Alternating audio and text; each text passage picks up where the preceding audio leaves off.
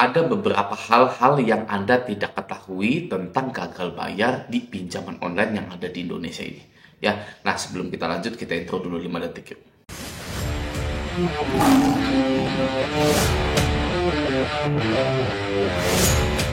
Nah, apa saja sih hal-hal yang Anda tidak ketahui tentang gagal bayar itu? Oke, yang pertama, gagal bayar di pinjol itu boleh. Ya, boleh. Oke, karena tidak ada undang-undangnya yang mengatur atau yang berbunyi kita wajib membayar hutang di pinjaman online yang ada di Indonesia. Ya, itu tidak ada undang-undangnya seperti itu. Ya, dan juga tidak ada aturan OJK yang mengatakan bahwa nasabah pinjaman online wajib membayar, mencicil ya pinjol-pinjol tersebut. Tidak ada aturan OJK yang berbunyi seperti itu. Ya, harus dipahami seperti itu. Oke. Jadi apakah gagal bayar itu boleh? Boleh, jelas.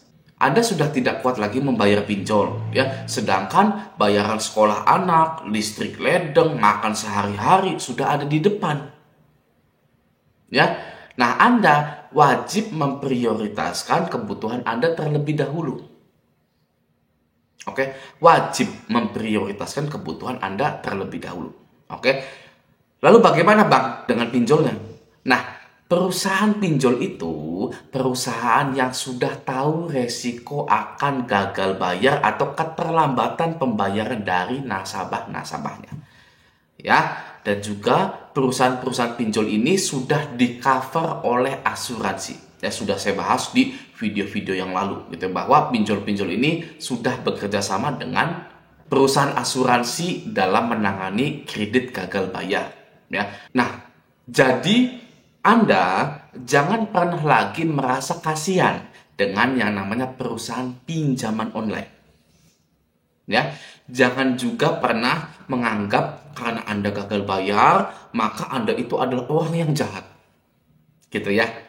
Ya, pinjol adalah orang yang baik. Pihak yang baik, gitu ya. Ada loh yang seperti itu, ya, itu termasuk Anda. Yang seperti itu ya, merasa bersalah karena gagal bayar.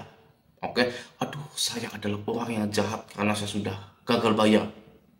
Ya, pinjol adalah orang yang baik. Gitu. Jangan seperti itu. Ya, jangan pernah punya mindset yang seperti itu.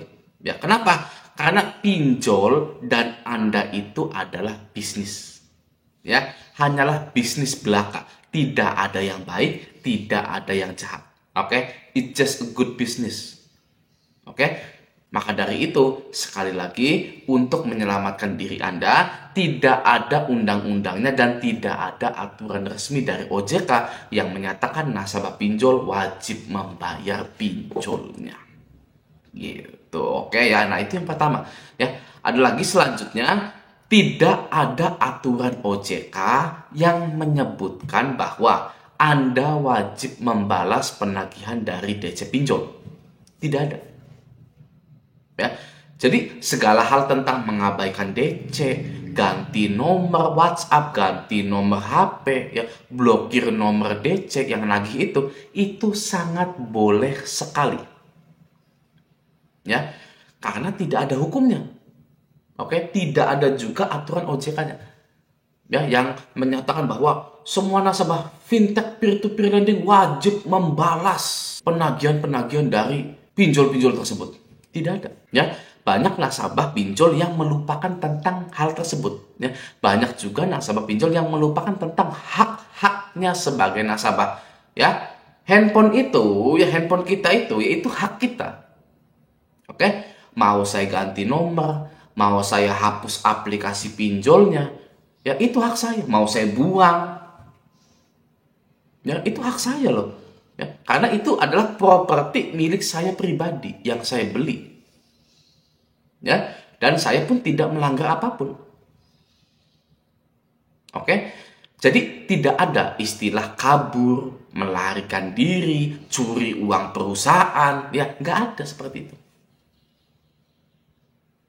Ya, biasanya DC kan seperti itu ya. Anda mau kabur, ya, tidak membalas pesan-pesan kami, Anda ini mencuri uang perusahaan, mau melarikan diri Anda, tidak bisa, gitu kan. Nah, itu hanyalah akal-akalan dari DC pinjol saja agar Anda terus terlibat dalam jeratan pinjaman online sampai harta Anda habis terjual. Ya, seperti itu. Kalau harta Anda sudah habis ya, ujung-ujungnya Anda galbay juga. Anda galbay juga kok. Ya, harta Anda habis. Pinjol tetap galbay. Ya, masih mending galbay saja, hartanya kita simpan. Ya, jadi tidak ada aturan OJK atau undang-undangnya yang menyebutkan bahwa Anda wajib membalas penagihan dari DC pinjol itu. Gitu. Oke ya. Nah, selanjutnya adalah tidak ada aturan OJK yang menyebutkan bahwa Anda wajib menemui DC lapangan. Nah, ini banyak sekali ya nasabah-nasabah pinjol ini ketir gitu ya ketika galbay di pinjol-pinjol yang ada DC lapangannya gitu ya. Padahal ya tidak ada undang-undangnya dan tidak ada aturan OJK yang menyebutkan bahwa Anda wajib menemui DC lapangan. Jadi Bang, kalau saya membiarkan DC itu di luar rumah saya itu boleh Bang? Sangat boleh sekali. Ya, Anda itu boleh tidak menemui DC lapangan.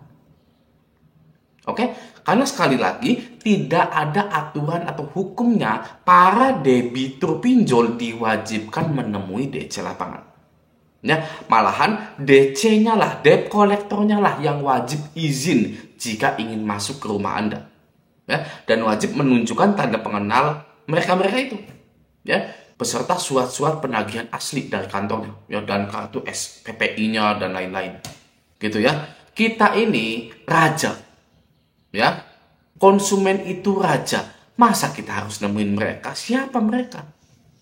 Ya, mindsetnya harus seperti itu. Ya, kita ini raja, konsumen itu raja. Ya, masa kita harus nemuin mereka? Siapa mereka? Ya, nggak ada undang-undangnya saya harus nemuin DC lapangan. Ya, galbay pinjol saja tidak ada undang-undangnya ya yang mewajibkan saya harus membayar pinjol, apalagi nemuin DC lapangan. Ya, kalau Anda ditemui DC lapangan gitu, Bu ini gimana Bu bayarnya? Wow, ya bla bla bla bla bla. Ya, Anda skakmat. Ya, ada nggak undang-undangnya? Ada nggak aturan OJK-nya? Ya, saya harus bayar.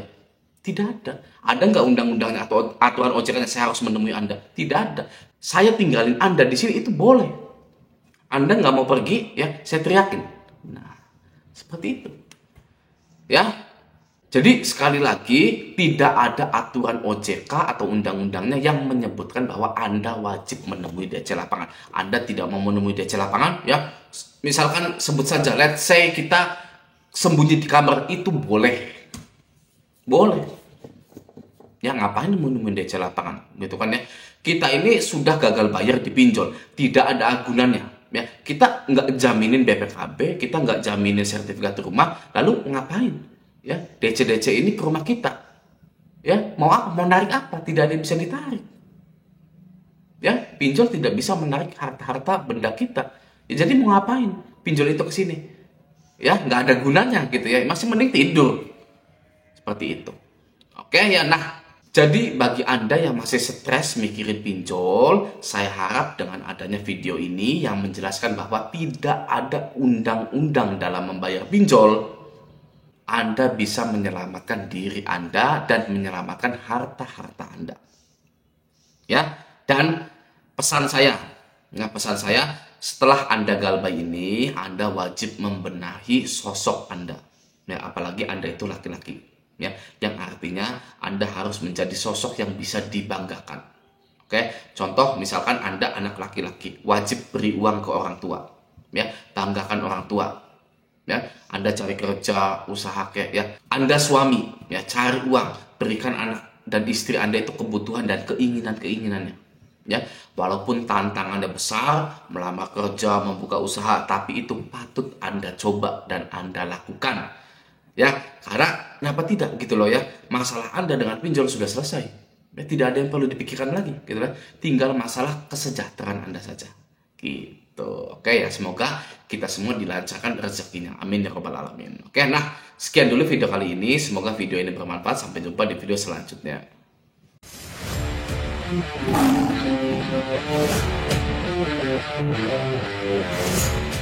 Jadi bagi Anda yang masih stres mikirin pinjol, saya harap dengan adanya video ini yang menjelaskan bahwa tidak ada undang-undang dalam membayar